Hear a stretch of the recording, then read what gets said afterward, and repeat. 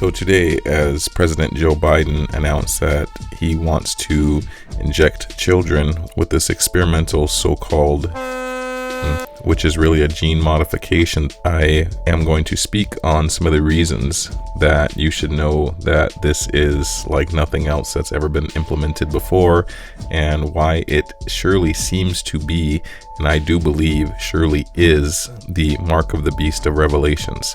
Again, we have something that's never been seen before. This technology, this mRNA, has never been seen before. This technology has never existed before. It is a product of artificial intelligence, as it is AI that has determined the specific gene that will be injected into the human genome. And with this determination, we are now being manipulated genetically by artificial intelligence. Artificial intelligence itself fits all perspectives of what can be understood as being the beast. Many other beings and things can also, but definitely AI is a thing that fits into that category.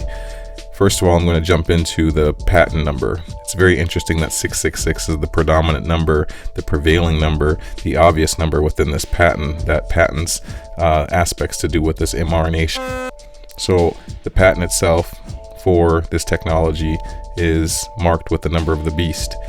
It also is the number that is associated with the that's been reported to be in these said to be a conspiracy theory, but Japan has banned this due to their finding this substance in them, which is a hexagonal atomic lattice structure that is essentially 66666 repeated. This mark, one is said to have to buy, sell, or trade. Well, we now know in New York and LA and other places they're implementing the passport requirements, as did Israel. And Israel has over 90% of their citizens with this thing. And it is Revelations that tells us about this thing known as the mark of the beast. And Jews do not believe in the New Testament, so they're not really reading into Revelations much or believing in it, even though it seems to be exactly what's going on these days, of course. The mark of the beast of Revelations is said to be on the hand, and the word hand in this case can be also translated to be arm. So this mark may be also said to be going in the arm where these are taken. The mark of the beast of Revelations is said to be on the hand or on the forehead. The forehead seems to be a reference to the thought process of a person, because in the verses describing this, it is stating that all those without the seal of God on their forehead would be susceptible to having the plagues of taking the mark of the beast. So this forehead relation is likely related to the forebrain of the human brain, and that is responsible for the higher thought processes, the more complicated human thought processes that separate us from animalistic behavior. So this mark seems to be referencing some sort of thought process, and those that have a certain thought process will be susceptible to not only the mark of the beast, but also the plague of the beast. And I do believe this thought process has been perpetuated in society for many decades now, and now it's culminating in people giving up all rights and taking into their bodies a gene modification willingly. Now further, it's said that no one will be able to buy or sell without this mark. So people are thinking that maybe this isn't the mark of the beast because people are still able to buy and sell. Well, that doesn't seem to be exactly true in some places, and Revelations doesn't seem to be talking about the whole world. It's talking about the places that the beast is in control of. So it seems to be about the whole world, but not exactly the whole world, because even in the book of Revelations and in other prophecies in the Bible, it said places like the wilderness and the mountains will be safe places from this Babylonian beast system and its persecutions. So it's not that the whole world would be involved in the system, but those places that would be in line with the Babylonian systems, those would be the places that you wouldn't be able to buy or sell without this mark. And those places exist and are being further developed as we speak, relating to this mark, this passport, this station passport that this Babylonian system, this beastly system has implemented and is trying to implement worldwide, clearly. Further, the word beast as used in Revelation relates to the word chimera, which we've all heard that this is a chimera bat. Chimera is a being or a that is composed of several other strains of DNA, that is composed of multiple strains of DNA. So a chimera is a creature, or in this case, a virus that is composed from several different sources, from several different DNA sources. And this is what a chimera is. And again, this is based on a chimera bat, and that is an abomination to God, and that itself is a beast. It is a beast on a microscopic scale, but it is literally a beast that has taken over the world, and it's literally the beast of Babylon that has taken over the world. More accurately stated, it is the chimera of Revelations that has taken over the world, the conglomeration of several strains of DNA that have created this little thing called that has literally taken over the world, caused Babylon to shut off all her lights in a night, caused Babylon to fall in one night. The Luciferes, Lucifer. We have Lucifer, the Antichrist, the false witness, the false light in the... And this is what they called this glowing material, this anti-crystal, this anti-crystallography that enters into the crystallography of your bloodstream. This is a liquid crystal interaction from some structure that they've specifically made to get past the liquid crystal structure that surrounds the DNA.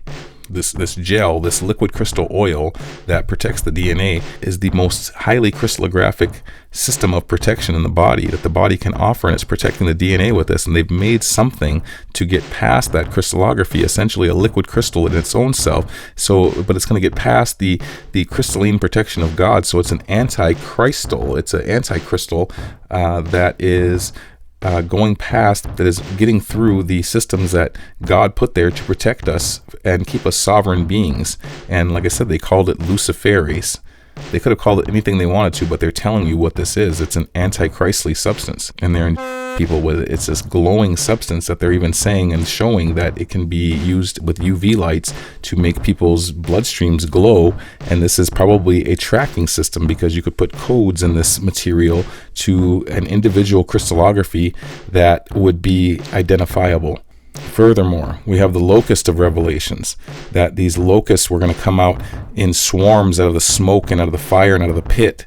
And this pit is obviously this furnace of where they're created, and these come up out of this pit, this abyss, this chemistry lab, and they come out in mass like nothing ever seen before. The deployment was like nothing ever seen before on this planet, where millions and even billions of these, all of it, were created, and they came out on assembly lines by the billions. And there's only one thing that John the Revelator could relate this to, and it was as a swarm of locusts coming out of some manufacturing facility that deployed in the millions and billions, spreading all over the world. And they were deployed in the air, and that these locusts would be like scorpions in that they'd have the power to sting men and hurt and poison man, just like scorpions do. And a scorpion stings a man and torments a man by his little tail, which has a vial of a fluid that it injects into people that would cause a man to hallucinate or even die.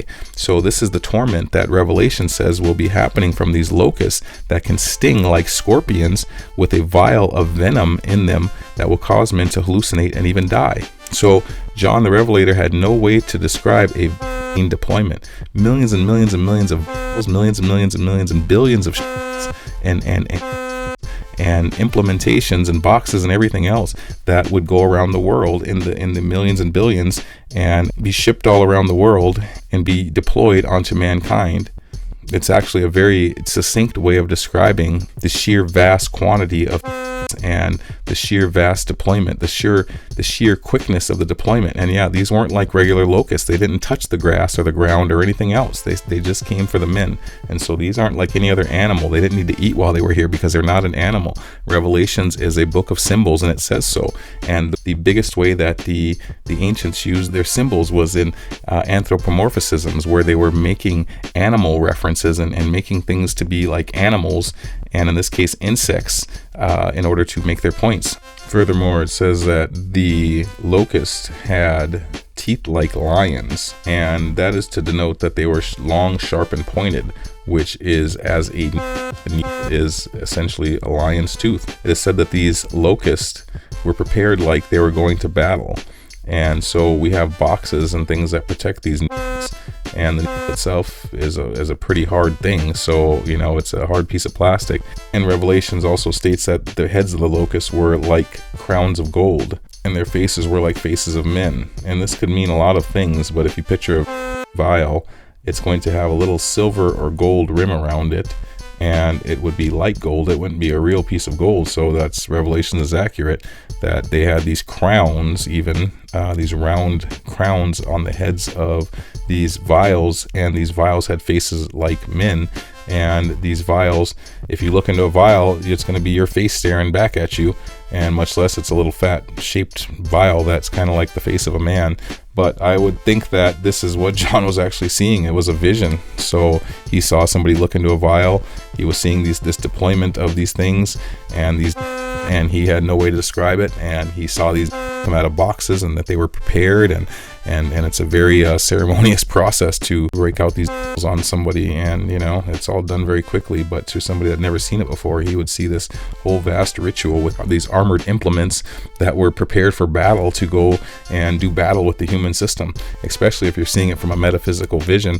He says in chapter 9 verse 8 that they had hair as the hair of women.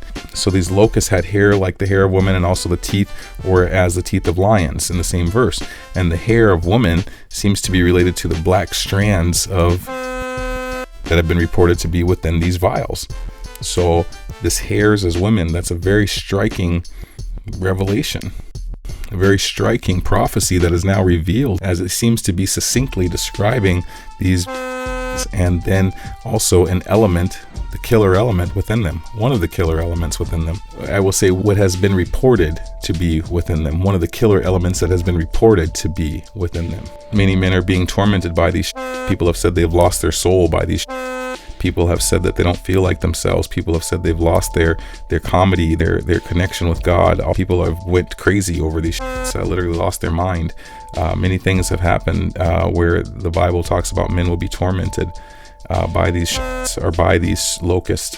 And we can draw a relation to the abominations of the time of Noah, where these were likely genetic abominations which God wanted to rid the planet of. So God takes this gene manipulation stuff pretty intensely, pretty seriously, if not utmost seriously. And I do believe utmost seriously. And they're messing with the DNA, which they're messing with the book of life. They're messing with the code of life, the very nature of life. And this is something that man cannot create. He cannot duplicate. He can only mimic and manipulate. And that's what they're doing. They're manipulating the very code of life. I say, if you've held out this far, you need to keep holding out. You and your genetics will be a part of the victory that is to come in the courts of law, in the court of public opinion, and in the health of you and others that will continue to maintain your sovereignty within your own genetic code that God put you here with, that your parents and God put you here with, that your ancestors and God put you here with. And if you have taken the I do believe that the only true unpardonable sin is to not repent. So that is the nature of taking the mark of the beast, is that you had to have something in your forehead that was disturbed, that was somehow diluted or demented or illusioned by this world, that caused you to think in a certain way that it was okay to take this mark or any other mark. These are not unpardonable sins as far as I'm concerned, except for the fact that that same mind state that allowed that person to take that mark is the same mind state that won't repent from it. So people take these marks, people do these things against God because of their mind state, and it's that mind state of unrepentance that is the real mark. That is the real mark that keeps going and that keeps perpetuating with taking the options and resonating with the option of taking all marks. It is that nature of thought, that nature of mind that keeps man from repenting and keeps him taking increasingly dangerous marks that will inevitably draw him further and further away from his own nature and from his own God force.